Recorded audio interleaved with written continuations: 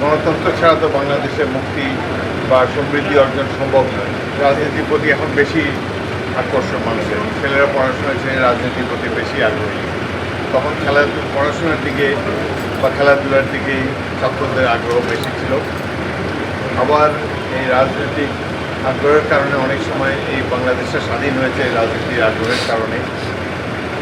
আবার কখনো কখনো স্বৈর শাসন যখন বাংলাদেশের মানুষের উপর চেপে বসে, তখন আবার এই ছাত্র যুবকরাই জনগণের পক্ষ থেকে রাজপথে নেমে এসে স্বৈর শাসনের অবসান ঘটায়, গণতান্ত্রিক ব্যবস্থাকে আবার পুনঃপ্রবর্তন করে।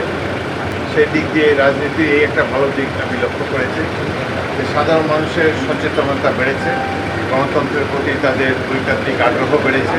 এটি বাংলাদেশকে অনেক আগে নিয়ে যাবে। বিশেষ করে গত 16 বছরের স্বৈর শাসনের পর ছাত্র জনতা, ছাত্রদের অভিভাবকরা, সাধারণ মানুষ রাজপথে নেমে যেভাবে এই মাফিয়াতন্ত্রের অবসান ঘটিয়েছে, সেটি বাংলাদেশের জন্য এক গৌরবময় অধ্যায়। এই দেশে গণতান্ত্রিক ব্যবস্থা আরও দৃঢ়ভাবে প্রতিষ্ঠিত হবে বাংলাদেশের মাটিতে, এটাই আমরা কামনা করি।